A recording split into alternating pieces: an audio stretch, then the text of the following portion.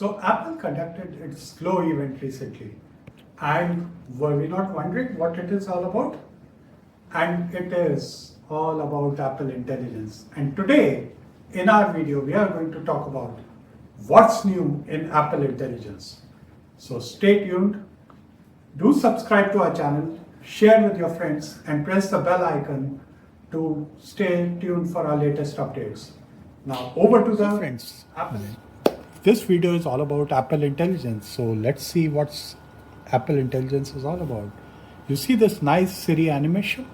So Siri has been revamped and Siri is now more conversational than what it was previously. Apple Intelligence, and let's just first focus on how do you get there, right? So here in your settings, you need to go and select your region as United States. And you would ask me why. Apple Intelligence is not available in all languages and all regions. So first hack is you need to set your region as United States. You need to go back to your language and set it as US English. Once you have done these two things, you need to come here and go to your software updates. And this is where you need to select either of the public or developer beta, because Apple Intelligence is in beta today. It's not generally available. After you do this, you would see this new tab showing up, which is called Apple Intelligence and Siri, but it's not turned on by default, so you'll have to enroll. There's a section which will show you to enroll. In my case, I've already enrolled, so I see this switch, a toggle where I can enable or disable it. But you need to enroll and get started with Apple Intelligence using this feature. Once you have done this, you will have access to the Apple suite of intelligence tools, which we'll talk about.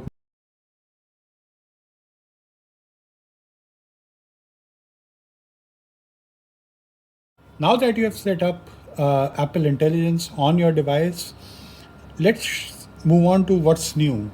So once you come to your mailbox, which is Apple Mailbox, you'll be able to see this new priority section here, and you see the priority emails. Those are the emails which will show you what's on top, and Apple will prioritize and show important emails on the top. You will be able to get access to a email summary as such, which will show you details about various emails in a summary format. And that's very nifty and useful, because what it does is instead of reading each and every email, you can actually skim through the emails. So on the mail side, there are two new features. One is the priority inbox, and the other is the mail summary that you get. Moving on to the other features, this is pretty useful, and I love to talk about it. Writing tools. So writing tools is something that you get even in your Gmail now if you access Gemini on Gmail. But that comparison is for a later day. Today we'll talk about what Apple provides. And if I go to this email, right, and I click here on the keyboard, I get this writing tools section, which basically will help me proofread my email. It will help me if I want to change the